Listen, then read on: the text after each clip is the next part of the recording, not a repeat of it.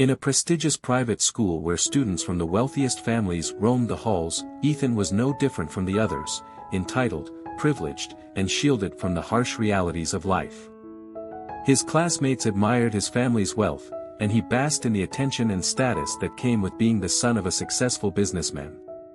He was the epitome of the rich kid persona, confident, sometimes arrogant, and never questioned. Among the staff at the school was Layla, a soft-spoken and diligent young woman who had taken a job as a cleaning attendant to support herself. She had joined the school not long ago and, like many others, went unnoticed by the students who passed her by every day. Layla didn't speak much about her past. She had been through a lot in life, but always kept her head down, working hard and carrying her struggles with grace. For Ethan, Layla was just another person who existed in the background of his life. He hardly paid her any attention except for the occasional moments when he felt like throwing out a casual insult. One day, in the bustling corridor of the school, Ethan saw Layla struggling to carry a stack of textbooks while trying to clean. As she tripped slightly, a few books slipped from her arms, landing with a thud on the polished floor. The sound echoed, catching the attention of several students, including Ethan. With a smirk on his face, Ethan walked over and looked down at her, his voice dripping with sarcasm. "Nice job, Layla. Maybe you should learn how to balance things better. You know, people like you should be more careful. You're not in a place where you can afford mistakes." A few of his classmates chuckled, enjoying the show of humiliation. Layla flushed with embarrassment but didn't say anything. She knelt to pick up the fallen books, her hands trembling slightly. Ethan, feeling a surge of power, continued, "Maybe you should stick to cleaning floors. It's probably the only thing you're good at." The other students laughed, and Layla bit her lip, her eyes cast downward. She didn't retaliate. She simply gathered the books and resumed her task in silence. To Ethan, it was just another moment of asserting his superiority, nothing more. But for Layla, it was a painful reminder of the divide between them, not just in terms of wealth but in how people viewed her. Days passed, and the incident soon faded from Ethan's mind, as did most things that didn't directly affect him. He carried on with his life, oblivious to the impact his words had on others. For him, Layla was just another face in the crowd, a part of the school staff he didn't think twice about. But then came the day that would change everything. One afternoon, as the school day ended and students poured out of the building, Ethan's father came to pick him up. It was a rare occurrence. Usually, a driver or someone from the family's household staff would come, but today his father had taken time from his busy schedule. As Ethan walked toward the school gate, he spotted his father's familiar figure standing by the car, waiting for him. But what caught Ethan's attention wasn't just his father, it was the way Layla, who was working near the gate, had suddenly stopped in her tracks. Her eyes were wide, and she looked as though she had seen a ghost. Ethan noticed her staring at his father, confusion and recognition flickering across her face. His father, meanwhile, had also spotted Layla.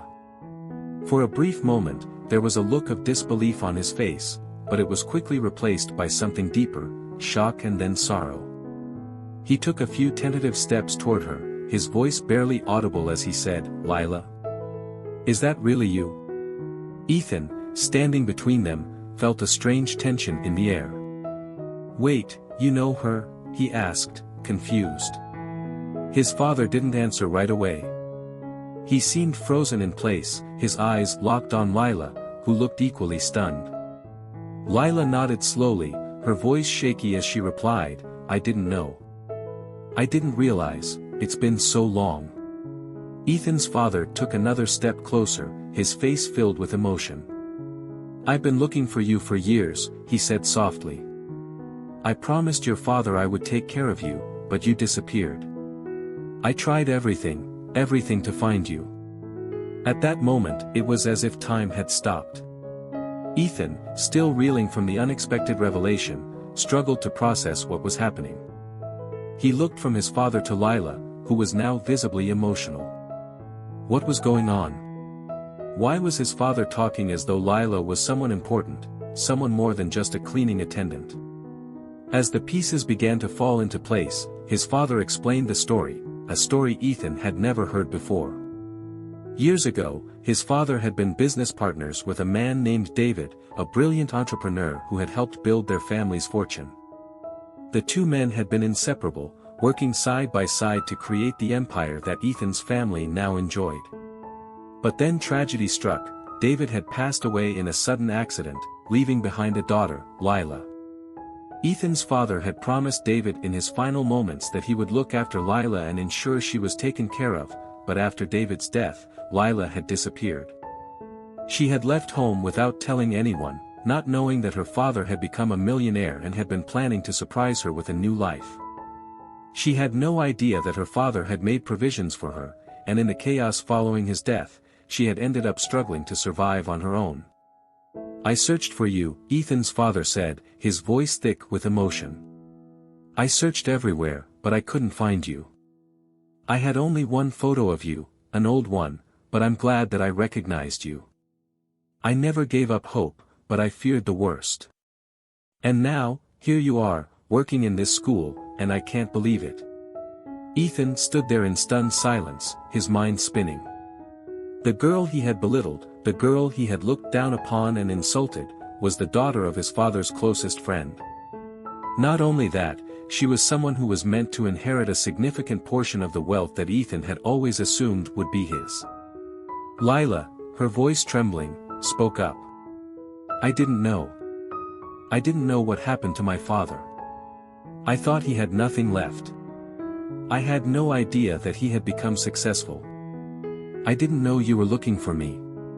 Ethan's father shook his head, his eyes filled with regret. "I failed you, Layla. I should have found you sooner. But now that you're here, we can make things right." The gravity of the situation hit Ethan like a ton of bricks. He had spent weeks belittling a girl who, in reality, was more deserving of the life he lived than he ever was. He had treated her as though she were beneath him when, in truth, she was the rightful heir to a fortune that surpassed his own. His father turned to him then, his expression somber. "Ethan," he said quietly, "Layla is entitled to a significant portion of the wealth that we've built. It's what her father wanted for her. She is as much a part of this family's legacy as you are."